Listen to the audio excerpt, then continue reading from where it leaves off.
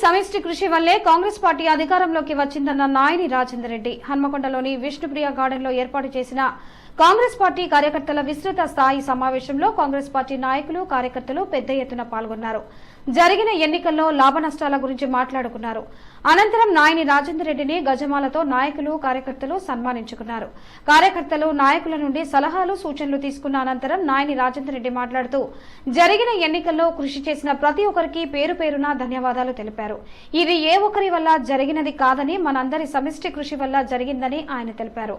తన గెలుపును భుజస్కంధాలపై నిలుపుకొని పోరాడిన ప్రతి కాంగ్రెస్ నాయకునికి రుణపడి ఉంటానని ఆయన అన్నారు. ఎన్నికల సమయంలో అత్యధికంగా ఓట్లు సంపాదించుకునేందుకు కృషి చేసిన బూత్ కమిటీ మెంబర్లకు త్వరలో ఖచ్చితంగా మంచి బహుమతి అందజేస్తామన్నారు.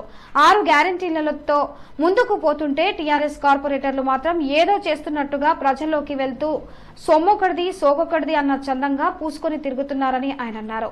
ఏది ఏమైనా ప్రజలు నమ్మే ఆలోచనలు లేవని ఇదే కృషితో ముందు జరిగితే ఎన్నికలకు కాంగ్రెస్ పార్టీ గెలుపు పొందేవి దిశగా కృషి చేయాలని ఆయన అన్నారు. ఈ కార్యక్రమంలో నగర కాంగ్రెస్ అధ్యక్షులు, నగర కార్పొరేటర్లు, డివిజన్ నాయకులు, కార్యకర్తలు, జిల్లా నాయకులు K Rajamallareddy, K Raghupal Reddy, B Tirupati Reddy, B Satyam, SK Pasha తదితరులు పాల్గొన్నారు. నిర్వహించుకోవడం జరిగింది. మరి కష్టపడ్డ ప్రతి కార్యకర్త, ప్రతి నాయకుడు అందరూ కూడా, వరంగల్ వెస్ట్ ప్రజలందరూ కూడా ఇవాళ నా గెలుపుకు సహకరించి నన్ను ఎమ్మెల్యే గెలిపించిన వాళ్ళందరికీ కూడా పేరు పేరున కృతజ్ఞతలు తెలియపరుస్తూ, మరి వారు ఏదైతే నా మీద నమ్మకంతో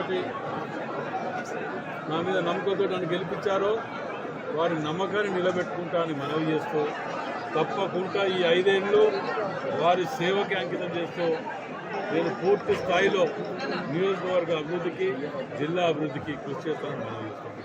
మరి వారితోటి ఇలా అందరితోటి సంతోషాన్ని పాల్పంచుకోవడానికి ఈ యొక్క ఆత్మీయ సమ్మేళనం ఏర్పాటు చేసి 4-5 గంటలు వారితో స్పెండ్ చేసి కష్టసుఖాలను పాల్పంచుకోవడం జరిగింది. మరి రేపటికెళ్ళి మేము చేయబోయే ప్రతి కార్యక్రమానికి కూడా రాబోయే రోజులలో పార్లమెంట్ ఎలక్షన్స్ కూడా వస్తున్నాయి.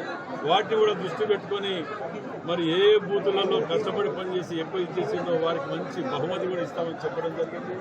దాని ప్రకారం వారిని రాజకీయంగా ఇంకే విధంగా అనేది వారిని ఎంకరేజ్ చేయడానికి, వారి పడ్డ కష్టానికి ప్రతిఫలం చూపించడానికి మేము ఏర్పాటు చేసుకోవడం జరిగింది.